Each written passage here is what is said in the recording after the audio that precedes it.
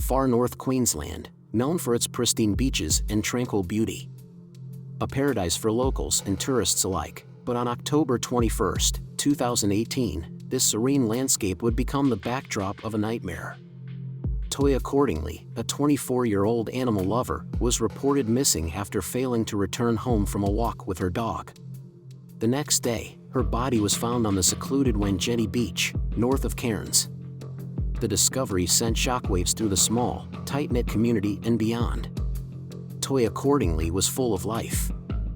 She worked at a local pharmacy and volunteered for animal shelters in her free time. She was a daughter, a friend, a person with dreams and aspirations. But on that fateful Sunday, her life was cruelly stolen. Toyah went to Wangetti Beach for what should have been a peaceful walk with her dog, but she never came home. Her body was found partially hidden among the sand dunes. The injuries she sustained suggested a brutal and violent attack. Her dog was found nearby, unharmed but traumatized, running loose on the beach. Investigators were baffled. Who could have done this? And why?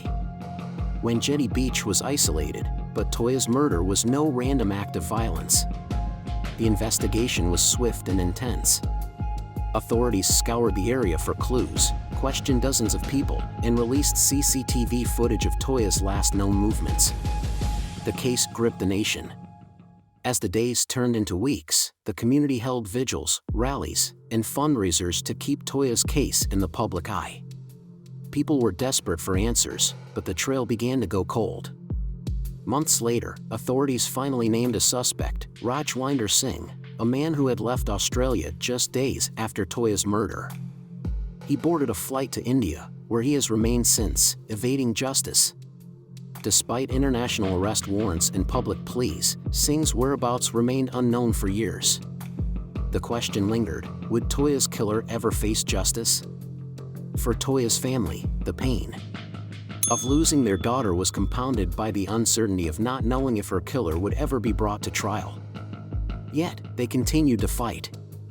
They never gave up hope that justice would be served.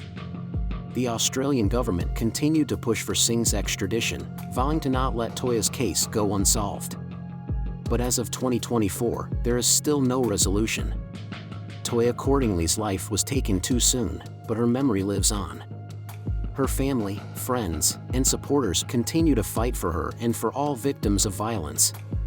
Wangetti Beach remains a place of sadness for many, but it also serves as a reminder of the importance of justice for Toyah and for everyone who has suffered a similar fate. This is the story of Toyah Cordingley, a life lost, a crime still seeking closure. We can only hope that, one day, justice will finally be served.